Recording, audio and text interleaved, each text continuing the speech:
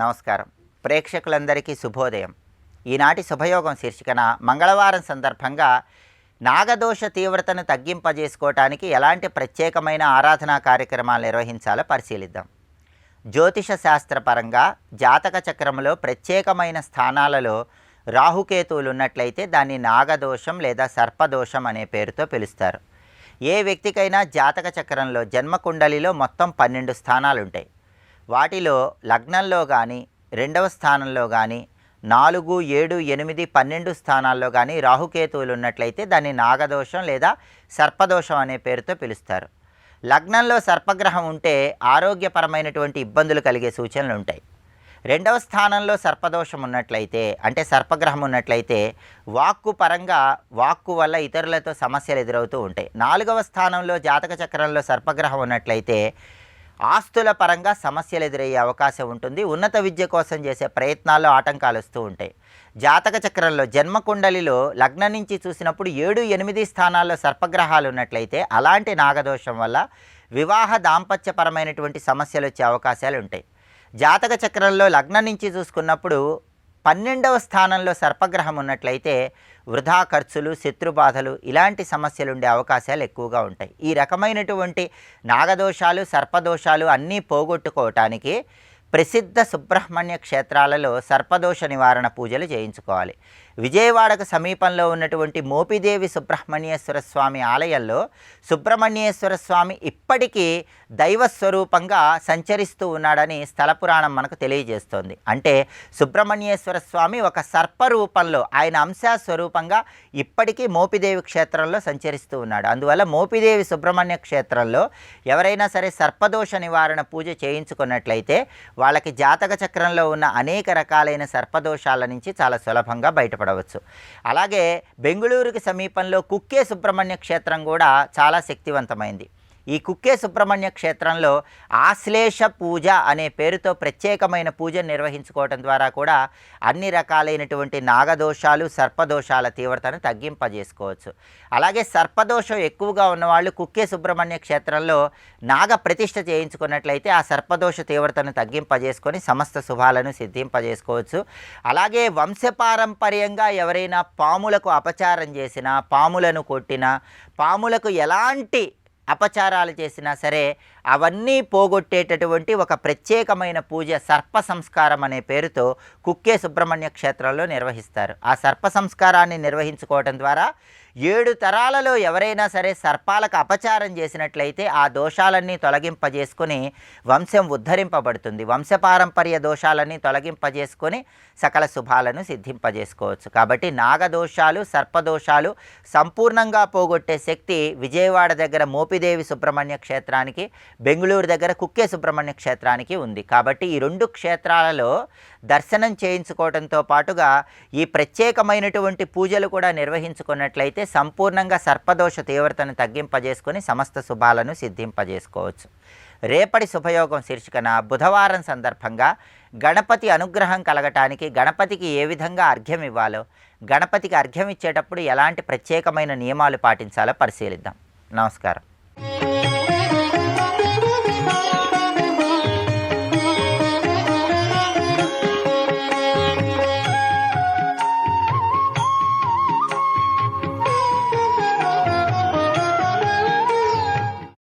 కవీంద్రాణాం చేతః కమలవనబాలాతపరుచిం భజంతే ఏ సంతః కతిచిదరుణామేవ భవతీం విరించి ప్రేయస్యాస్తరుణతర శృంగారలహరీ గభీరాభిర్వాగ్భిర్విదదతి సతాం రంజనమమీ. ఈ ఎర్రని సరస్వతిని ధ్యానించినట్లయితే అది ఎలా ఉంటుంది అంటే కవుల మనస్సు అనే కమలమనం వికసిస్తుంది అన్నాడు. ఎందుకంటే అరుణవర్ణం సూర్యునిది. సూర్యుని యొక్క అరుణవర్ణం రాగానే కొలంలో ఉన్న కమలాలన్నీ వికసిస్తాయి. కానీ కమలాలని అరుణవర్ణం వికసింపజేసినట్లు అరుణ సరస్సుని ధ్యానిస్తే కవుల భావములనే కమలాలన్నీ విచ్చుకుంటాయి తల్లి అన్నారు. అక్కడ వికసిస్తాయి. ముడుచుకుపోవడం అజ్ఞానం, వికసించడం జ్ఞానం. కానీ భావములు ప్రస్ఫుటంగా వికసిస్తాయి. కవీంద్రాణం చేతః కమలవన బాలాతపరుచిం. కవీంద్రుల యొక్క చిత్తమనేటువంటి కమలవనాలని వికసింపజేసేటువంటి బాలసూర్యుని కాంతులతో భాసిస్తున్న నిన్ను, నీ అరుణవర్ణం ఎలాంటిదంటే కతిచిదరుణామేవ, ఒక అనిర్వచనీయమైన అరుణవర్ణమమ్మా నీది. అలాంటి నిన్ను ఏ సత్పురుషులు భజిస్తారో, అక్కడ సతాంలాగా ఇక్కడ సంతహ అన్నారు, ఏ సత్పురుషులు భజిస్తారో వారి నోటంట ఎలాంటి పలుకులు వస్తాయంటే, బ్రహ్మదేవుని యొక్క పత్ని, ఆ పత్ని యొక్క యవ్వనముతో కూడినటువంటి శృంగార విలాసములు అతడి పలుకుల్లో ఉంటాయి అన్నారు ఇక్కడ. అంటే సరస్వతీదేవి యొక్క సర్వకళలు విలాసములు, పైగా నిండైన యవ్వనంతో ఉన్న సరస్వతి అన్నారు. యవ్వనంలో సర్వేంద్రియ వికసనము, ప్రౌఢమైన సౌందర్యం ఉంటుంది. అంటే అటువంటి వారి నోటంట ప్రౌఢమైన కవిత్వం వస్తుంది అన్నారు ఇక్కడ. అంటే లాలిత్యంతో కూడిన కవిత్వం చెప్పడం ఒక తీరు, ప్రౌఢమైన కవిత్వం చెప్పడం ఒక తీరు. అంటే భావాన్ని మనకు అందించడమే ప్రధానం. అది మీనింగ్ తెలుసుకున్న చెప్పక్కర్లే, అది వింటూ ఉంటేనే ఆ ఫీలింగ్ రావాలండి ఇక్కడ. అలా చెప్పగలిగే కవిత్వం అమ్మవారి దయవల్ల వస్తుందట. అలా పొందిన వాళ్ళని ఉదాహరణ చెప్పాలంటే వాటికి కొన్ని రోజులు పడుతుంది. అలాగైతే మిగిలిన సౌందర్యలకరం ఏమవ్వాలి, కానీ అసలు చెప్పకపోతే ఏం మాధుర్యం ఉంటుంది. మందార మకరంద మాధుర్యమున తేలు మధుపంబు బోవునే మదనములకు నిర్మల మందాకిని వీచికల దుగుగు రాయంచనునే తరంగిణులకు. అంటే వినడానికి హాయిగా ఉంది. మధుర మధురీణా ఫణితయ. మరి ప్రౌఢమైనటువంటి సరస్వతి సౌందర్యం రావాలి అంటే పంచాననోద్ధూత పావక జ్వాలల భూనభోంతరమెల్ల భూరితముగా దంష్ట్రాంకురాభీల ధగధగాయిత దీప్తి అసురేంద్రు నేత్రంబులంధములుగా కంటక సన్నిభోత్కటకేశరాహతి అభ్రసంగము భిన్నమై చలింప అన్నాడు. అదే పోతన గారు. అక్కడంత లాలిత్యంగా చెప్పడం ఏంటి, ఇక్కడ ఇలా చెప్పడం ఏమిటండి. చక్కని తల్లికి చాంగుబళ తన చక్కెర మోవికి చాంగుబళ అన్న అన్నమయ్యే పాల నేత్రానల ప్రబల విద్యుల్లత కేళి విహార లక్ష్మీనారసింహ ప్రళయ మారుత ఘోర భస్త్రికా పుత్కార లలిత నిశ్వాస డోలారచనయ కులశైల కుంభిని కుముదహితర విగగన చలన విధి నిపుణ నిశ్చలనారసింహ అనగానే అర్థమేం అవక్కర్లే, నరసింహుడు కనబడతాడు చాలు ఇక్కడ. కనుక శబ్దము ప్రౌఢమంటే ఇదండి, లాలిత్యం అంటే ఇది. అటువంటి కవిత్వం పలికిందంటే వాళ్ళు సరస్వతీదేవి కటాక్షం పొందినటువంటి వారు కనుక అలాగా చెప్పగలిగారు. అమ్మా, ఈ విధంగా అరుణ సరస్వతి అయిన నీ కృప లభించినటువంటి వారు ఇంత మధురమైన గభీరాభి, గభీరాభి అంటే లోతైన మాటలు, ఇది పైన డెప్త్ లేని మాటలు కాకుండా మంచి డెప్త్ ఉన్నటువంటి మంచి పలుకులు పలకగలరమ్మా. ఆ పలుకులు ఎలా ఉంటాయంటే సతామ్రంజనం, గొప్ప మాట చెప్పారు ఇక్కడ. సామాన్లందరూ చప్పట్లు కొట్టాలి అనుకోక్కర్లే, సత్పురుషులు మెచ్చుకునేలా ఉండాలి. ఒక్కొక్కసారి కాస్త విట్టిగా మాట్లాడినా, పెట్ట కథలు చెప్పినా అందరూ తలూపేస్తారు. దానివల్ల ప్రయోజనం ఏంటండి? ఒక తెలిసినవాడు, విజ్ఞుడు, సత్పురుషుడు బాగుంది అంటే అప్పుడు ఆ మాట బాగుంటుంది. ఇక్కడ వాళ్ళ చేత బాగుంది అనిపించుకోవాలి. అదే ఎవరు సామాన్యులు మెచ్చుకోవాలి అని ఎక్కువ మంది మెచ్చుకోవాలనుకోవద్దు. తెలివైన వాళ్ళు మెచ్చుకున్న మాట నిజమైన మాట. అందుకే విద్వాంసుడు మెచ్చిందే కవిత్వం మాట ఉన్నది. ఆ రాసిన దాంట్లో లోపాలు ఉన్నాయో ఏమో తెలియకుండా వాడు చెప్పింది ఏదో బాగుందని అందరూ తలూపిస్తే తలూపిన వాడికి ఏం తెలుసని. అందుకే సత్పురుషులు మెచ్చుకునే విధంగా ప్రౌఢమైన చక్కని మాటలు, మంచి కవిత్వం పలకాలి అంటే నీ అరుణ రూపాన్ని భావించాలి. ఇలా భావించితే వాడు ధన్యులవుతారని. అయితే ఈ చెప్పిన అరుణ రూపం గురించి మనకి ప్రమాణం మంత్రశాస్త్రంలో ఏదుందో చూద్దాం. అరుణ రూపమైన సరస్వతిని ఎలా భావించాలో చెప్తున్నారు. అరుణ సరస్వతి ఎలా ఉంటుందో తెలియాలి కదా. భగవత్పాదుల వారు నీ ఒకానొక అనిర్వచనీయమైన అరుణ రూపాన్ని భావించితే అన్నారంతే. మన ప్రమాణంలో అరుణ సరస్వతి ఎలా ఉంటుందో తెలియాలి కదా. దానికి మంత్రశాస్త్రంలో అరుణ సరస్వతి రూపం ఎలా ఉంటుందో చెప్తున్నారు. శ్రోతలు విని ధ్యాన దృష్టితో అనుగ్రహం పొందుతారని దాన్ని సేకరించి చెప్పడం జరుగుతుంది. రూపవర్ణన ఉంది. ఇది వింటున్నారు చెప్తున్నాను కాకుండా అందరం కలిసి ధ్యానం చేస్తున్నామనే భావనతో శ్రద్ధగా అనుసంధానం చేసుకుందాం. అరుణాఖ్యాం భగవతీం అరుణాభాం విచింతయేత్ పాశాంకుశధరాం దేవీం ధనుర్బాణధరాం శివాం వరద అభయహస్తాంచ పుస్తకాక్షస్రగన్వితాం. ఇది అష్టబాహుం త్రినయనాం ఖేలంతీం అమృతాంబుధౌ. అమృత సముద్ర మధ్యంలో చెరకు విల్లు, పువ్వుల బాణాలు, పాశము, అంకుశము ఇవి ఎవరికి ఉంటాయండి? లలితాంబిక. నిన్నటి నుంచి నిన్నటి వరకు చెప్తూనే ఉన్నాం. మరి మర్చిపోతామా? ఆవిడ రంగు ఏమిటి? అరుణమే. అరుణంలో తెలుపు కలిసిపోతే ఏమవుతుంది? అరుణమే అవుతుంది. అది తెలుసుకోవాలి ఇక్కడ. అరుణంలో తెలుపు కలిసిపోతే అరుణంలో లీనమైపోతుంది. కనుక ఆ సరస్వతి, ముందు చెప్పిన సరస్వతి దీనిలో లీనమైపోయింది. ఎలాగో అంటే 8 చేతులు ఉంటాయి ఈ తల్లికి. ఇప్పుడు 4 చేతులు చెప్పుకున్నాం. పాశము, అంకశము, చెరకవెల్లి, పువ్వులు, బాణాలు. వీటితో పాటు వరద అభయ హస్తం, పుస్తక అక్షస్రక్, పుస్తకము, అక్షమాల, వరదహస్తం, అభయహస్తం, ఇలా అష్టబాహుం త్రినయనాం, 8 బాహువులతో 3 కళ్ళతో అమృత సముద్రంలో ఆడుకుంటున్నటువంటి అరుణ సరస్వతిని ధ్యానించితే ఇటువంటి దివ్యమైన లోతైన మహాత్ముల ఆహా అనిపించే పలుకులు వస్తాయన్నారు ఇక్కడ.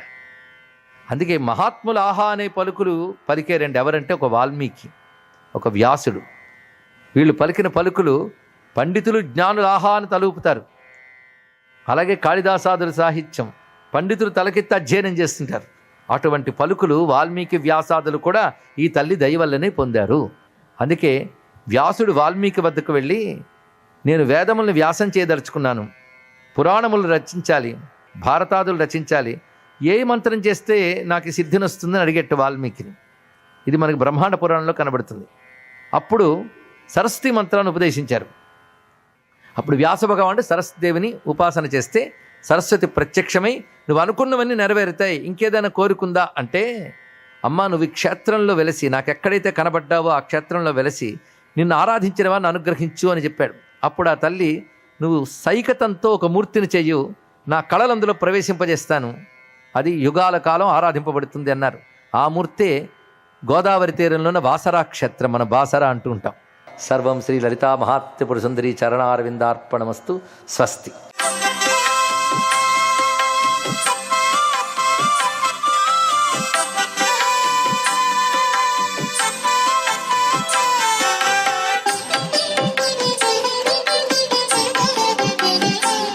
ఓం నమో నారాయణాయ, ఓం నమః శివాయ, శ్రీమాత్రే నమః.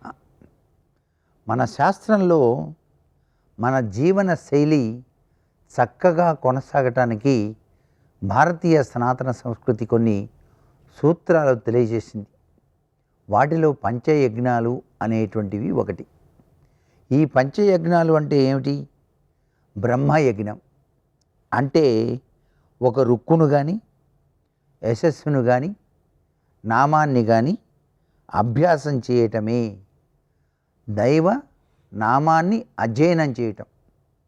నమస్తే సుభగవన్ విశ్వేశ్వరాయ మహాదేవాయ త్ర్యంబకాయ త్రిపురాంతకాయ కాలాగ్నిరుద్రాయ నీలకంఠాయ మృత్యుంజయాయ మహేశ్వరాయ ఇలా అధ్యయనం చేసామనుకోండి, దాన్ని బ్రహ్మయజ్ఞం అని చెప్పేసి అంటారు.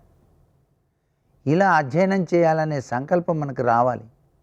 నేను కూడా నేర్చుకుంటే బాగుండే ఆ మంత్రం అనుకోవాలి. ప్రతినిత్యం కాసేపు అలా మనసులో అనుకుంటే చాలండి, మనం బ్రహ్మయజ్ఞం చేసిన వాళ్ళం అవుతాం. స్వాధ్యాయం కూడా బ్రహ్మయజ్ఞమే అని చెప్పేసి శాస్త్రం తెలియజేస్తోంది. అలాగే దేవయజ్ఞం, వివిధ దేవతల తృప్తి కోసం చేసే యజ్ఞాల్లో హవిస్సును స్వాహాపూర్వకంగా సమర్పించేటువంటి కార్యక్రమం అన్నమాట. మనం ఏదైనా యాగాలు చేసేటప్పుడు కానీ, హోమాలు చేసేటప్పుడు కానీ హవిస్సు అంటే నెయ్యి తప్పనిసరిగా ఆవు నేతితో స్వాహ అంటాం ఒక మంత్రం తర్వాత. అలా చేస్తే దాన్ని దేవయజ్ఞం అంటారు. దేవతలందరూ కూడా మన్ని అనుగ్రహిస్తారన్నమాట. అలాగే పితృయజ్ఞం అని చెప్పేసి ఉంది. పితృదేవతల ప్రీతి కోసం చేసే కర్మలు, తర్పణాలు, ఇవన్నీ కూడాను. ఇప్పుడు మనకి అమావాస్య వచ్చిందంటే చేతిలో నువ్వులు తీసుకొని దక్షిణ వైపు తిరిగి పితృదేవతల పేర్లు తలుచుకుంటూ తర్పణం ఆచరిస్తాం. ఇది చాలా గొప్పది, పితృయజ్ఞం అంటారన్నమాట. అలాగే భూతయజ్ఞం. ఈ భూతయజ్ఞం అనేటువంటిది ప్రతినిత్యం చేయాల్సినటువంటి వైశ్యదేవానుష్ఠానం తర్వాత జీవరాశుల తృప్తి కొరకు భూతబలిగా ఇచ్చేటువంటి ఆహార సమర్పణం. జంతువులకు ఆహారం పెట్టడం. మనం ఒక్కళ్ళమే తింటాం కాదు, తరచూ జంతువులకు కూడా ఆహారం పెట్టాలి. గోమాత ఇంటి ముందుకు వచ్చి నిలబడ్డది, అరటిపండు లేకపోతే బియ్యము కాసిని లేకపోతే ఆకుకూరలు ఆ గోమాతకు పెట్టడం. ఇలా చేయటం వెనకాల కూడాను భూతయజ్ఞం అంటారనమాట. సర్వే జనా సుఖినో భవంతు.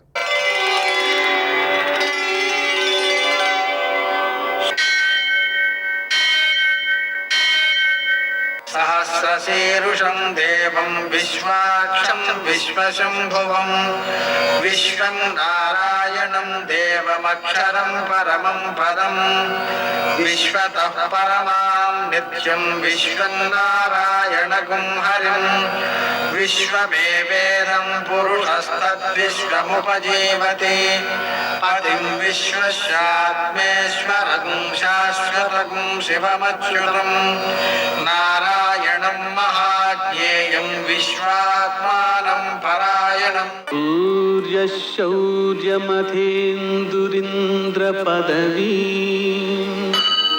సన్మంగళం మంగళం. మర్కటేశమోత్సాహ సర్వశోక వినాశన శత్రువును సంహార మామృక్ష శ్రీయందాపయమే ప్రభు. నేటి కాలమాన విశేషాలను గమనిద్దాం. స్వస్తి శ్రీ చాంద్రమాన క్రోధినామ సంవత్సరం ఉత్తరాయణం, శిశిర ఋతువు, ఫాల్గుణ మాసం, శుక్లపక్షం మంగళవారం, సూర్యోదయం 6:36, సూర్యాస్తమయం 6:19, తిథి పంచమి మధ్యాహ్నం 3:19 వరకు, నక్షత్రం భరణి రాత్రి 2:35 వరకు, వర్జం మధ్యాహ్నం 1:11 నుంచి 2:49 వరకు, దుర్ముహూర్తం ఉదయం 8:57 నుంచి 9:43 వరకు, మరల రాత్రి 11:13 నుంచి 12:02 వరకు, అమృతకాలం రాత్రి 10:12 నుంచి 11:41 వరకు, రాహుకాలం మంగళవారం కాబట్టి మధ్యాహ్నం 3 నుంచి 4:30 వరకు, అష్టకవర్గ రీత్యా శుభప్రదమైన సమయం మధ్యాహ్నం 12 గంటలకి. నేటి విశేషం ముఖ్యంగా మంగళవారం రోజున హనుమంతునికి పూజ చేయడం, హనుమాన్ చాలీసా పారాయణ చేయడం, వీలైతే 108 సార్లు పారాయణ చేయడం, ఆకుపూజ చేయడం, చిమ్మిని నివేదన చేయడం మొదలైన చర్యల ద్వారా హనుమంతుని యొక్క అనుగ్రహంతో విజయాలు లభిస్తాయి.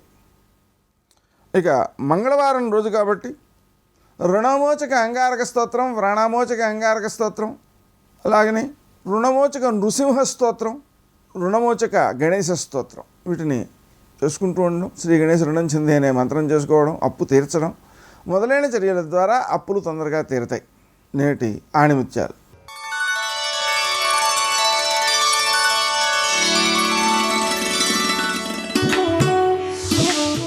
నటించేవారి మాటలు మెత్తగా ఉంటాయి, మంచి కోరి చెప్పేవారి మాటలు సూటిగా ఉంటాయి.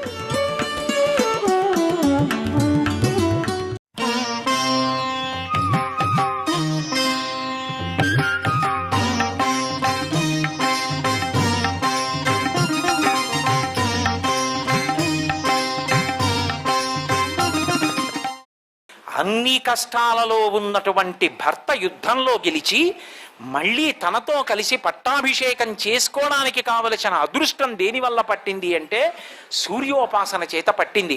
అంటే ఉపాసన పురుషుడిదైనా ప్రతి స్త్రీ కూడా, ప్రతి ఇల్లాలు చెయ్యవలసినది ఏది అంటే సూర్య నమస్కారం. ఏమిటి కష్టం దానికి? ఎవరు ఏమడిగారు దానికి? ఒక్క పదార్థం అక్కర్లేదు.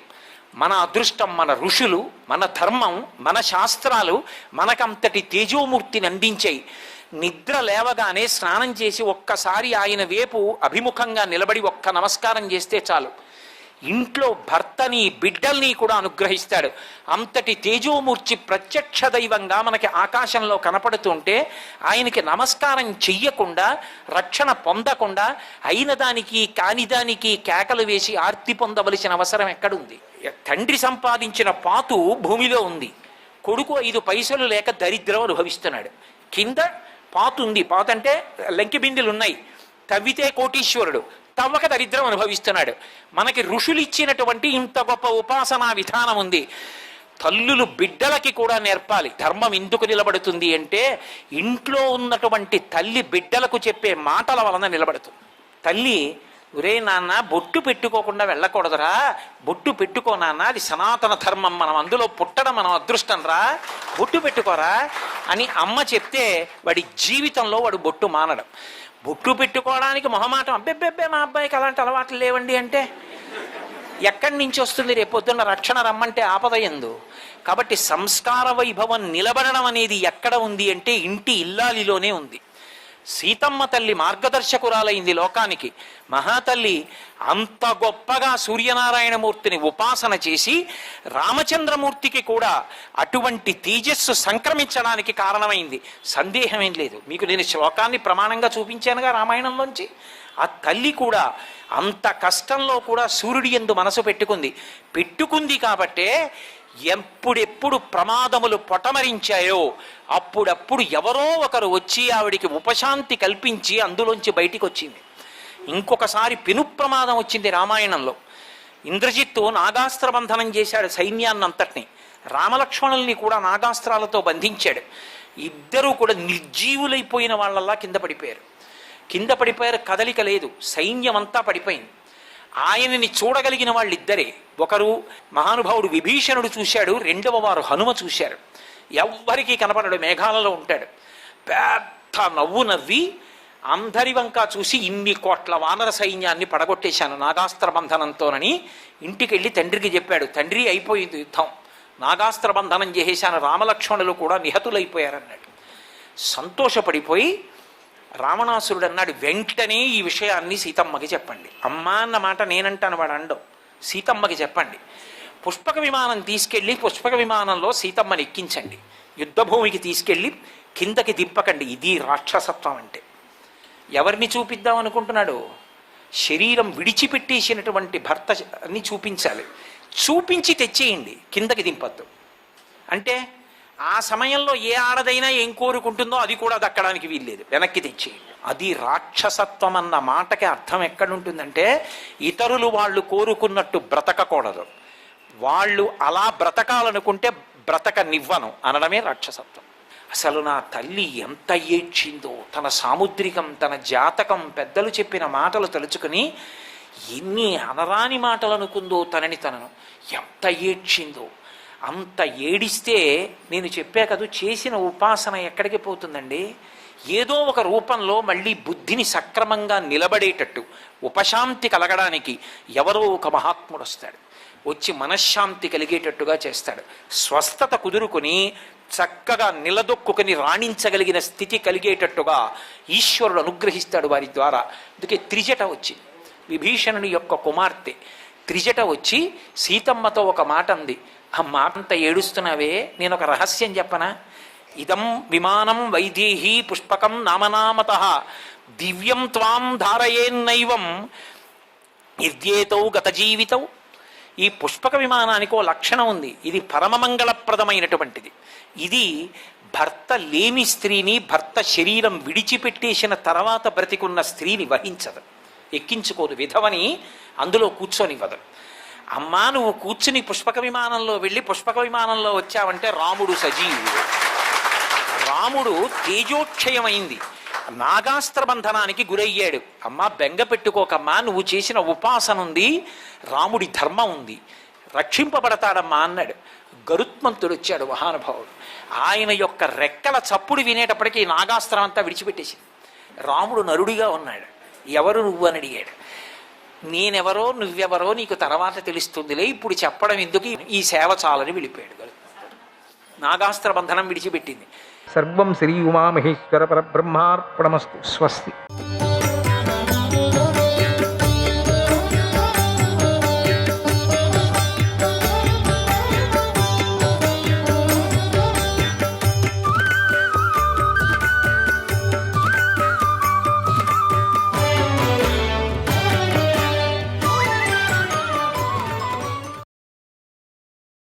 భీష్ముడు ధర్మరాజుకి ఇలా చెప్పాడు. ఓ ధర్మరాజా, నారాయణుడికి ఆప్తుడు పూజ్యుడైన నారద మహర్షి ఉమామహేశ్వరుల మధ్య జరిగిన సంభాషణను ఇలాంటి చెప్పాడు. పూర్వం శివుడు పుణ్యప్రదమైన హిమవత్ పర్వతంపై తపస్సు చేశాడు.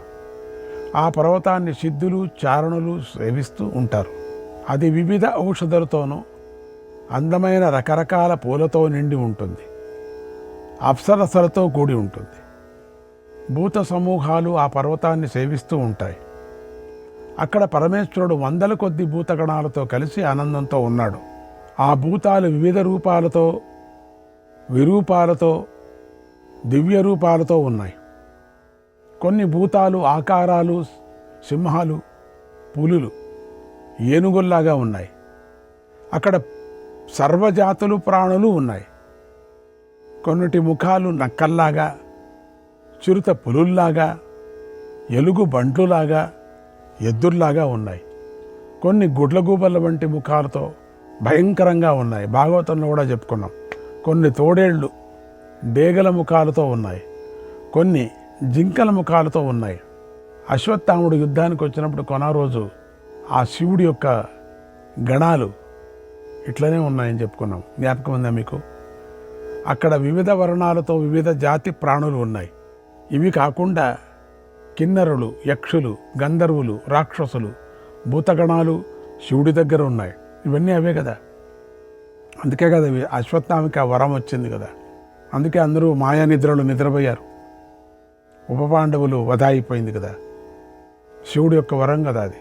వారందరూ శివుడు ఉన్న ప్రదేశంలో దివ్య పుష్పాలను చల్లారు. అక్కడ దివ్య తేజస్సు వ్యాపించి ఉంది. దివ్య చందన చర్చలతో, దివ్య ధూపగంధాలతో అది సుగంధాన్ని వ్యాపింపజేస్తుంది. అక్కడ దివ్య వాద్యాలు మధురంగా ధ్వనిస్తున్నాయి. మృదంగాలు, పణవాలు మ్రోగుతున్నాయి. శంఖబేరి నినాదాలు అంతటా వినిపిస్తున్నాయి. భూతగణాల నెమళ్ళు అన్ని వైపులా నృత్యం చేస్తున్నాయి. ఆ సభలో అప్సరసలు నాట్యమాడుతున్నారు. అక్కడ దేవఋషులు శివుణ్ణి ఆరాధిస్తున్నారు. అలా సభ చెప్పటానికి వీల్లేనంతగా అద్భుతంగా, దివ్యంగా ఉంది. శివుడి తపస్సుతో ఆ కొండ ప్రకాశిస్తుంది.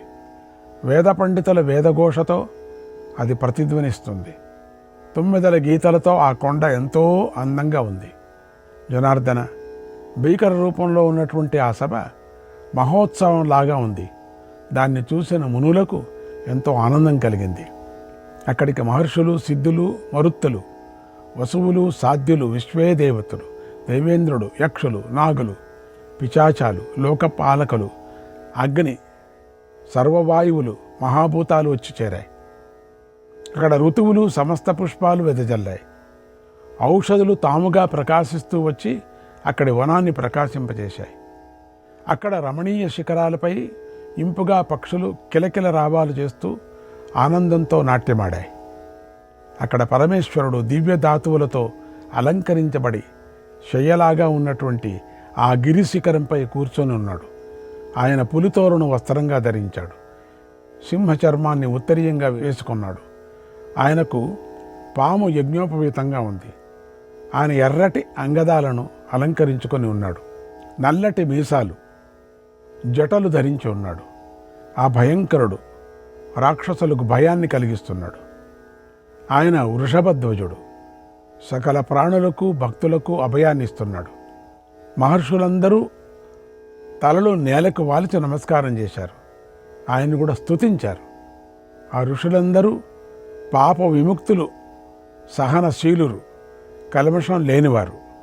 వారితో కలిసి పరమేశ్వరుడు ఉన్న ఆ భీకర ప్రదేశం ఎంతో శోభించింది కూడా. అది పెద్ద పెద్ద పాములతో నిండి ఉంది. అడుగు వేయటానికి వీలు లేకుండా ఉంది. అది క్షణకాలంలోనే అద్భుతంగా కనిపించింది. అప్పుడు భూతగణాలతో స్త్రీలు తన చుట్టూ నిలబడగా శైలసుత అయినటువంటి పార్వతీదేవి సకల తీర్థ జలాలతో నిండి ఉన్న బంగారు కలశాన్ని పట్టుకొని శివుని వద్దకు వచ్చింది. ఆమె శివుడిలాగానే వస్త్రాలు ధరించింది. శివుడిలాగానే నియమాలను పాటిస్తుంది.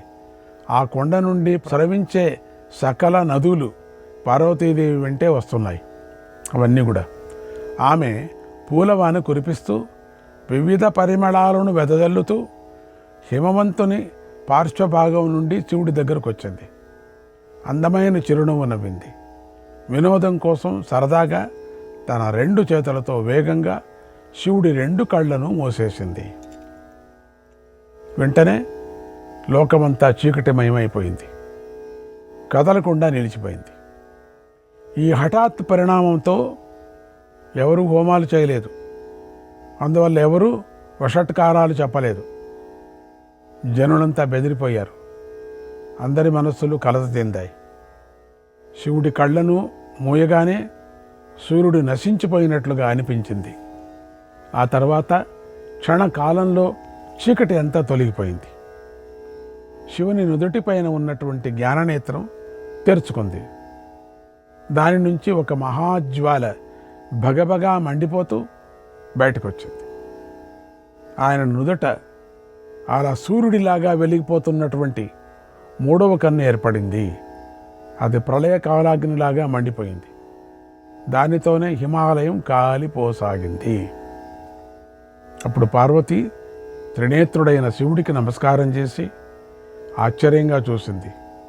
శివుడు విడిచిన మహాగ్నికి హిమాలయం పైన గల అడవి కాలిపోతుంది. అందులోని మృగాలు భయపడి పారిపోతున్నాయి. వాటికి దిక్కు తోచలేదు. వేగంగా శివుడి వద్దకే వచ్చి చేరాయి. వాటితో ఆ సభాస్థలి అంతా నిండిపోయింది. అప్పుడు అగ్ని జ్వాలలు ఆకాశాన్ని అంటాయి. అవి మెరుపుల్లాగా చంచలంగా ఉన్నాయి. ఆ అగ్ని ద్వాదశాదిత్యుల్లాగా భయంకరంగా ఉంది. మరొక ప్రళయ కాలాగ్నిగా కనిపించింది. అలా క్షణకాలంలో అతి సుందరమైన హిమాలయ పర్వతం కాలిపోయింది. దాన్ని చూసి పార్వతి చేతులు జోడించి శివుణ్ణి శరణు కోరింది. అప్పుడు ఆమె స్త్రీ స్వభావంతో వణికిపోయింది. తండ్రి అయిన హిమవంతుడి దీనస్థితిని చూడలేక ఎంతో బాధపడింది. అది చూసి శివుడు ప్రసన్నుడయ్యాడు. శాంతంగా హిమవంతుడి వంక చూశాడు. తక్షణమే హిమాలయ పర్వతం తన పూర్వ పరిస్థితిని పొందింది, సిద్ధిని. హిమవంతుడు అందంగా కనిపించాడు. పక్షులు కూడా ఆనందంతో కూతలు పెట్టాయి. హిమాలయం మీద చక్కగా వనాలు ఏర్పడ్డాయి. పక్షులు చక్కగా పుష్పించాయి. వృక్షాలు మళ్ళీ తన నిజస్థితిని పొందిన హిమవత్ పర్వతాన్ని చూసి పార్వతీదేవి ఎంతో సంతోషించింది. ఆనందంగా శివుడితో ఉమాదేవి ఇలా అంది: ఓ భగవంతుడా, సర్వభూతాధిపతి, శూలపాణి, మహావ్రత, నాకు ఒక పెద్ద సందేహం వచ్చింది. దాన్ని తొలగించు. నీ నుదుటి నుండి మూడవ కన్ను ఎందుకు పుట్టింది? పక్షులు, వనాలతో పాటు ఉన్న ఈ పర్వతం ఎందుకు కాలిపోయింది? స్వామి, మళ్ళీ దానిని యథాస్థితికి ఎందుకు తెచ్చావు? నా తండ్రిని మళ్ళీ చెట్లతో ఎందుకు కప్పివేశావు? ఓ దేవా, ఈ సందేహాన్ని తీర్చు. నీకు నమస్కారం. నాకు ఈ విషయాన్ని చెప్పు అని అడిగాడు. అప్పుడు శివుడు ఇలా చెప్పాడు: ఓ దేవి, నీ సందేహం బాగుంది. నువ్వు తప్ప మరొకరు ఎవరు కూడా ఇంతకుముందు నన్ను ఇలా అడగలేదు. ఓ దేవి, ఈ విషయం పైకి చెప్పకూడదు, రహస్యం ఇది. అయినా నీకు సంతోషం కలిగించడం కోసం ఈ సభలో చెబుతున్నాను, విను. సకల లోకాల్లోనూ నేనే మూల పురుషుణ్ణి. 3 లోకాలు విష్ణువుకిలాగా నాకు లోబడి ఉంటాయి. విష్ణువుకి ఎట్లనో నాకు అట్లనే. విష్ణువు జగత్తును సృష్టించేవాడు, నేను జగత్తును రక్షించేవాడిని. కనుక ఓ సుందరి, ఎప్పుడైతే శుభమైన అశుభమైన నన్ను తాకుతాయో అప్పుడే సర్వజగత్తుకు ఆపద ఏర్పడుతుంది. నువ్వు చిన్నపిల్లలు చేసే చిలిపి చేష్టతో నా కళ్ళ మూశావు. దాంతో లోకమంతా వెలుగును కోల్పోయింది. అప్పుడు సూర్యుడు అదృశ్యం అయిపోయాడు. అంతా చీకటి వ్యాపించింది. ఆ సమయంలో నేను ప్రజలను రక్షించాలని మండుతున్న 3వ కంటిని సృష్టించాను. ఆ కంటి నుండి మహా తేజస్సు వెలువడింది. దానితో ఈ పర్వతం కాలిపోయింది. దేవి, మళ్ళీ నీ ఆనందం కోసమే దానిని యథాస్థితికి తెచ్చాను. పూర్వం ఎలా ఉందో అలాగే ఉంచానన్నాడు. అప్పుడు ఉమాదేవి ఇలా అంది: ఓ స్వామి, నీ తూర్పు ముఖం చంద్రుడిలాగా చూడముచ్చటగా ఉంది. అలాగే ఉత్తర ముఖం, పశ్చిమ ముఖం కూడా కాంతితో ఉన్నాయి. కానీ నీ దక్షిణ ముఖం ఒక్కటే అతి భయంకరంగా ఉంది. నీ కపిల జటలు పైకి లేచి ఉన్నాయి. నీ కంట నల్లగా నెమిలి పింఛంలాగా ఉంది. దీనికి అంతటికీ ఏమైనా కారణం ఉందా? నువ్వెప్పుడు పినాక ధనుస్సును పట్టుకొని ఉన్నావు కదా, దీన్ని ఎందుకు ఇలా పట్టుకున్నావు? నువ్వెప్పుడు జటాధారివై ఎందుకుంటావు? బ్రహ్మచారివై ఎందుకుంటావు?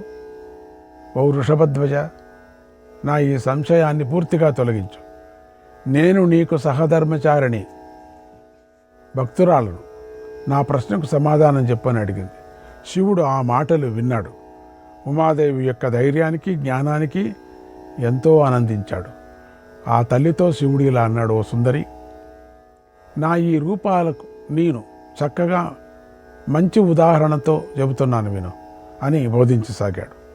అన్నాడు భీష్మ పితామహుడు. శ్రీకృష్ణాయ పరమాత్మనే నమః. 141వ అధ్యాయం. శివుడు ఉమాదేవితో ఇలా అన్నాడు, ఓ దేవి, పూర్వం బ్రహ్మదేవుడు రత్నాలలోని ప్రతి కణంలోని సారాన్ని గ్రహించి తిలోత్తమ అనే అందమైన అప్సరసను సృష్టించాడు. ఆ తిలోత్తమ ప్రదక్షిణం చేయాలని నా వద్దకు వచ్చింది. ఆమె నా చుట్టూ ఎటువైపు ప్రదక్షిణం చేస్తుంటే అటువైపు నాకు ఒక అందమైన ముఖం ఏర్పడింది. ఆమెను చూడటానికి నేను ఉత్తమ యోగ విద్యను ప్రదర్శించాను. అలా నేను 4 ముఖాలను 4 రూపాలను పొందాను. నేను తూర్పు వైపు ఉన్న ముఖంతో ఇంద్రుడిగా పరిపాలిస్తున్నాను. ఉత్తర ముఖంతో నీతో కూడి ఆనందిస్తున్నాను. పడమట వైపు ఉన్నటువంటి నా ముఖం ప్రసన్నంగా ఉంటుంది. సర్వప్రాణులకు సుఖాన్ని ప్రసాదిస్తూ ఉంటుంది. నా దక్షిణ ముఖం భయంకరమైంది. తీక్షణంగా ప్రజలను సంహరిస్తూ ఉంటుంది. లోకాల మేలు కోసమే నేను జటలను ధరించాను. బ్రహ్మచారిగా ఉన్నాను. దేవతల పనులు చేయటం కోసమే నేను పినాక ధనస్సు పట్టుకున్నాను. పూర్వం ఇంద్రుడు నా సంపదను దొంగలించాలని నాపై వజ్రాన్ని ప్రయోగించాడు. అది కంఠాన్ని మాత్రమే దహించి వెళ్ళిపోయింది. ఆ రోజు నుంచే నేను శ్రీకంఠుడిని అయ్యాను. పూర్వం మరొక యుగంలో బలవంతులైన దేవదానవులు అమృతం కోసం చాలా కాలం మహాసముద్రాన్ని చిలికారు. ఆ సమయంలో నాగరాజును తాడుగా చేసుకొని సముద్రాన్ని మథించారు. అప్పుడు సకల లోకాలను నాశనం చేసే విషం పుట్టింది. దాన్ని చూసి దేవతలందరూ కలత చెందారు, ఎంతో బాధపడ్డారు. అప్పుడు నేను లోకక్షేమం కోసం విషాన్ని త్రాగాను. ఓ శుభాంగి, ఆ కారణంగా నా కంఠానికి నెమిలిపించం వంటి నలుపు రంగం వచ్చింది. అప్పటి నుంచే నేను నీలకంఠుడిగా కీర్తించబడ్డాను. ఓ దేవి, నువ్వు అడిగిన ప్రశ్నలన్నిటికీ సమాధానం చెప్పాను. ఇంకేమి కావాలని అనుకుంటున్నావు అడుగు అన్నాడు శివుడు. అప్పుడు ఉమాదేవి ఇలా అడిగింది, నీలకంఠ నమస్తేస్తు, నీలకంఠ నమస్తేస్తు, సర్వలోక సుఖావహ, సర్వలోక సుఖావహ, బహూనామాయుధానాం త్వం, బహూనామాయుధానాం త్వం, పినాకం ధర్తుమిచ్చసి, పినాకం ధర్తుమిచ్చసి. ఓ నీలకంఠ, నువ్వు అన్ని లోకాలకు సుఖాన్ని ఇస్తావు, నీకు నమస్కారం. ఓ దేవదేవేశ, నీకెన్నో ఆయుధాలు ఉన్నాయి కదా, మరి నువ్వు ఈ పినాకాన్నే ఎందుకు పట్టుకున్నావు అని అడిగింది. శివుడు ఇలా అన్నాడు, ఓ దేవి, నాకు ఈ ఆయుధం ఎలా వచ్చిందో చెబుతాను విను. పూర్వం ఒక యుగంలో కణుడు అనే మహాముని ఉన్నాడు. అతడు ఒక దివ్యమైన తపస్సును మొదలుపెట్టాడు. అది తీవ్రమైపోయింది. దాంతో కొంతకాలానికి కణుడి శిరస్సు మీద ఒక పుట్ట ఏర్పడిపోయింది. కణుడు దాన్ని కూడా మోస్తూనే తపస్సు చేశాడు. ఆ తపస్సుకు బ్రహ్మదేవుడు ఎంతో సంతోషించి వరం ఇవ్వాలి. కణుడు వద్దకు వచ్చాడు, వరం ఇచ్చాడు. ఆ తర్వాత బ్రహ్మదేవుడు అక్కడొక వెదురు కర్రను చూసి ఇలా ఆలోచించాడు, ఈ వెదురుతో లోకానికి ఎంతో మేలు కలుగుతుంది అనుకున్నాడు. దానితో ధనస్సు చేయాలని అనుకొని 2 ధనస్సులు తయారు చేశాడు. నా యొక్క శక్తి సామర్థ్యాలను గ్రహించి నాకు విష్ణువుకి చెరొక ధనస్సును ఇచ్చాడు. ఆ ధనస్సు పేరు పినాకం. విష్ణువు ధనస్సు పేరు శార్గ్యం. తర్వాత వెదురు కర్రతో కొంచెం మిగిలింది. దాంతో గాంధీవ ధనస్సు నిర్మించబడింది. అది సోముడిది అని చెప్పి బ్రహ్మదేవుడు తన లోకానికి వెళ్ళాడు. ఇది పినాక ధనస్సు యొక్క చరిత్ర. ఈ ఆయుధం ఇలా నా వద్దకు వచ్చింది అన్నాడు శివుడు. పార్వతి ఇలా అడిగింది, ఓ శ్రేష్ఠుడా, ఈ ప్రపంచంలో ఎన్నో అందమైన చక్కనైన వాహనాలు ఉండగా నీకు ఎద్దే ఎందుకు ఇష్టమైంది? ఇది మీకెలా వాహనమైందో చెప్పు అని అడిగింది. శివుడు ఇలా అన్నాడు, ఓ దేవి, పూర్వం బ్రహ్మదేవుడు పాలను మేఘంలాగా వర్షించే కామధేనువును దేవతల కోసం సృష్టించాడు. అది అమృతం లాంటి పాలనిస్తుంది. అది అనేక రూపాలను పొందుతుంది. ఒకనాడు ఆ ఆవు దూడ ముఖం నుండి వెలువడే నురుగు నా శరీరం మీద పడింది. అందుకు నేను కోపించాను. నా కోపానికి ఆవులు అనేక రంగుల్లోకి మారిపోయాయి. ఆ సమయంలో బ్రహ్మదేవుడు నన్ను శాంతింపజేసి ఈ ఎద్దును జెండాగాను వాహనంగాను నాకు ఇచ్చాడన్నాడు. ఉమాదేవి ఇలా అడిగింది, ఓ దేవా, మరి స్వర్గంలో ఎన్నో మంచి గుణాలు గల పెద్ద పెద్ద భవనాలు ఉండగా నువ్వు వాటన్నిటినీ వదిలి ఎందుకు శ్మశానంలో ఉంటున్నావు? శ్మశానం నీకెందుకు ఇష్టమైంది? అది జుట్టు ఎముకలతో అతి భయంకరంగా ఉంటుంది. పుర్రెలు కుండలతో, గద్దలు నక్కలతో నిండి ఉంటుంది. 100 చితులు అక్కడ వెలుగుతూ ఉంటాయి. బూడిద రాసులు కుప్పలుగా పడి ఉంటాయి. ఆ ప్రదేశమంతా అశుభ్రంగా ఉంటుంది. మాంసం, క్రొవ్వు, రక్తాలతో బురదగా ఉంటుంది. పురేగులు, ఎముకలు అంతటా చల్లా చెదురుగా పడి ఉంటాయి. ఆ ప్రదేశం నక్కల కూతలతో ఎప్పుడూ మారుమ్రోగుతూనే ఉంటుంది. అలాంటి ప్రదేశాన్ని నీకెందుకు ఇష్టమైందో చెప్పు అని అడిగింది.